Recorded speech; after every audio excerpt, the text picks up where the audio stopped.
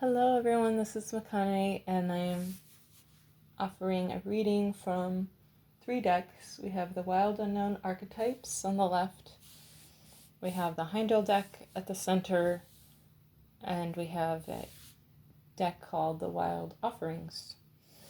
And the theme is about moving forward, planting our seeds. How can we evolutionarily grow, and what seeds do we need to plant for this emerging season of warmth, of returning of the sun? There does seem to be a theme here. We have gold, gold, and gold, all representing a kind of renewal, a kind of hope, promise ahead. And there's also a little bit of a sense of loss and sadness.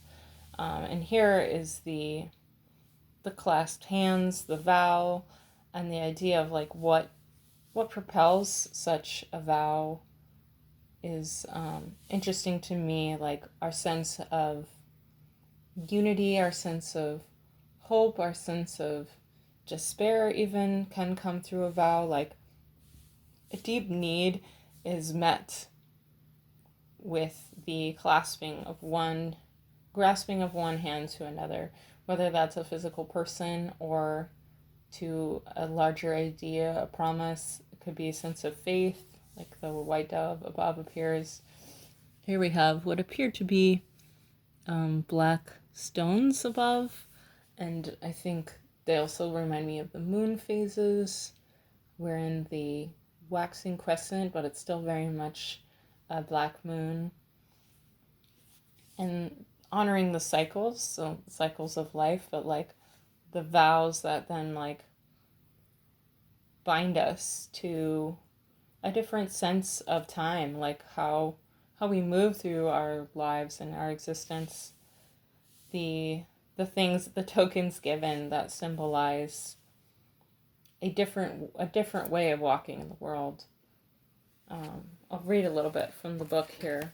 The vow itself, to me, echoed the ritual that I did in the morning of the new moon, which was all about my beautiful new growing spaces that have been opening up, and the seeds that I'm going to plant in them, and how I'm dedicating all that to Mother Earth and her healing and her renewal. So like learning what I can about ideas of being in harmony with the land, ancient practices, heirloom gardening, heritage gardening, and what ways I can reinvigorate the soil with life and have it be as much of an offering to the earth as possible, more than just a fun project for me, because I love gardening, but like what really motivates me right now is some kind of impact, having some larger offering. So but we have to be careful. We make promises, don't we? We can get ourselves into like, oh my god, I had this like dream, like this nightmare that one of my seed boxes, like a raised garden bed, was being delivered to my house and was gonna crash, like gonna be dropped from helicopter, like airdropped, and like crash onto the roof, which was like a shoddily boarded together flimsy structure, and like the planter itself, somehow I knew it carried tomatillos. I was really excited about growing these tomatillos. So like any other gardeners out there, please leave a comment. What are you growing? What are you anxious about? What are you excited about? What new seeds are you planting in other realms of life? All right, here. So I'm going to read a little bit from this about. But anyway, the dream was just, oh yeah. So the whole thing about the dream was that it was about biting off more than you could chew, but like also I had called the fire department in the dream, and then they like had to redirect the helicopters that could safely land. But just from my own weird subconscious and like knowing that and like transmitting what I could and channeling it, and then like asking this dream book I have, like I realized it's about reining in. It's about like needing to like redirect and rein in. And like the whole idea was that I was like overly sort of like fearful about this, like the reality is my roof is quite sturdy. It's like a pretty solidly made roof, and it's about structure. So it's about setting up your structures so that you can like then let yourself have a little more free reign. So like I needed more solid structures, that's all. And like now I'm researching how to use like fallen branches and logs and things that I just are materials I have in abundance to make a raised garden bed for free, zero waste. So yeah, we could do it. Just an example of using what we have, to bring a sense of hope and renewal to our spheres, and making our big, grand, dangerous, unwieldy dreams possible. All right, so I'm reading from the book now. When the vow is spoken, the air shifts, karmic ties are formed, and destiny tilts on its axis. Our words and intentions have immense power. There is a reason the great mythic stories of our past often include the recitation of oaths and the mixing of drops of blood as a mark of union. So like how deeply and how intensely we internalize and we even like encode such ideas in our own DNA. The tricky oh yeah, there was a quote from British Baking, like, it's not about life or death anymore, it's just about good bakes. So like whatever you're putting your energy toward, like that kind of sense of like putting so much of myself into this, blood, sweat, and tears. So the stories of our past, and then looking at the tricky part, that is the recitation of the vow, no matter how casually, activates the eternal and unseen forces of the world.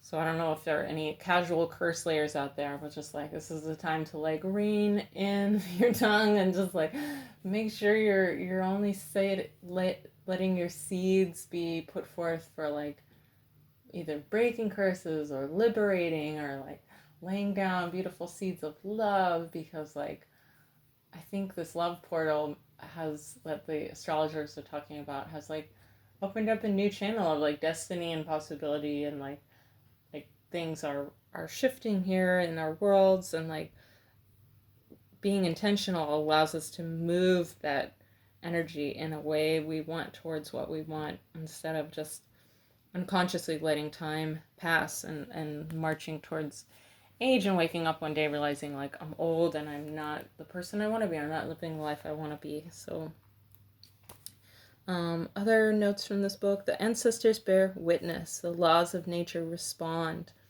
I really felt that in the ritual I did this the other morning. It was waking up at sunrise, placing my hands up to the sky and catching the first rays of the sunrise, and just like really letting that golden light just like surround me and like warm me, even though it was cold. It was still so cold out, and my hands like actually got numb, but like I wasn't out there even that long, but like I could feel this like sense of power, this sense of like something is shifting, and I felt the urge to leave an offering as this like a way of relating to the sacred feminine, as like showing up with gifts and promises, and giving back before we ask what we can take. So giving what we can.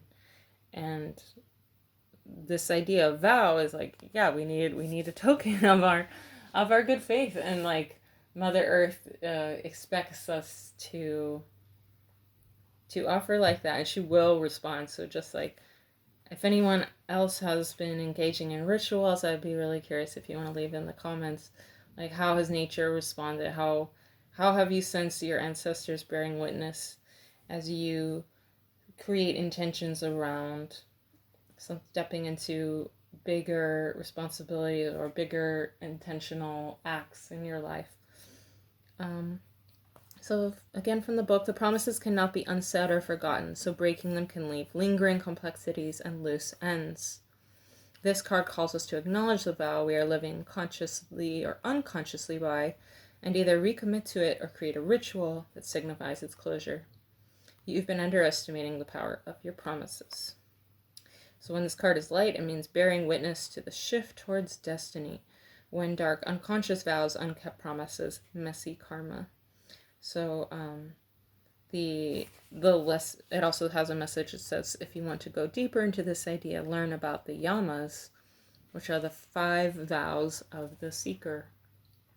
So as we're understanding what it is we seek, we may just be realizing like, oh, it's actually just something totally mysterious and grand and beyond my understanding. But like, rather than get lost in that, like, understanding there are structures and vows even when we go into a deeply mysterious and unknown place, and seeing it less as dogma but more as like a prescription from a wizened being who's been there before, that we can like test these waters.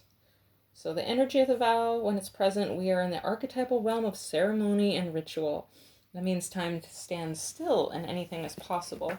So this being in contrast with the card of mixed happiness and aging. So like this is like the deeper spiritual truth of this time, that like we're aware of this when we're in ritual and we're in ceremony, this sense of timelessness, that all is possible, that there are these cycles of life. Like instead of just all the moon phases, we can actually freeze into stretching out this black moon, entering future black moons, or like from our black moon present, we can move backwards into past black moons. So like all that was beginning and nascent before you were born, all that was beginning and nascent at the time of your death, all that was beginning and nascent in the present, and seeing those as being merged and central and unified, and the sense of faith and hope and peace that can come from that, and also the symbols that we kind of like need to verify, like having a ritual object, having an actual sacred place in your home like an altar, or having a dedicated place in your garden for like offerings to Mother Nature. Like where are you giving back? Maybe it's your entire garden as an altar. Maybe it's all the land that you are able to tend and see and care for. Maybe it's a balcony. Maybe it's a windowsill. Whatever it is, like it can be a space for a symbolic sense of stretching beyond what is now. And this like golden ring outside is like, this is like the sense of like treasure and like the bounty beyond. Like, I don't know, I saw this in the sunrise as the original, and just like, whoa, it was just like from night, light bursting through, or from night bursting through, like the sort of interesting balance that like maybe we need times of darkness, like the seed itself needs darkness in order to spring out, in order to be catalyzed. So that sense of darkness is with us. We're feeling mixed happiness. We're feeling in the present moment, there's still evidence of death around us. And there's still, right, like we can say that, oh, that's a strong word. I don't want to think about death. But like, we're in a pandemic and we're just getting through nature.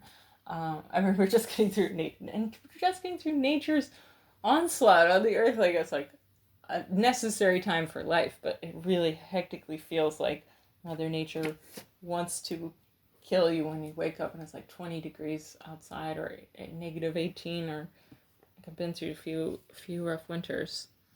The card I drew yesterday was Victory Over Winter and Death.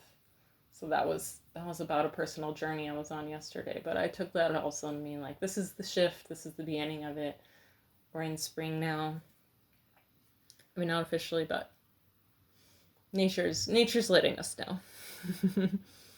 And winter will still rear its ugly head. So, in Chicago, there's gonna be snowfall most likely. So like, if all the beauty that's trying to push through the new growth is still being like battled back against by the killing frost. So we're in this in between, and there is joy, there is beauty, there's clarity, there's blue skies abound, there's nature's perfect circle, and we're having to reflect back on where we're coming from, making sure that we're not either getting too filled up by a sense of sorrow, bitterness, or too filled with the overly promising optimism that's like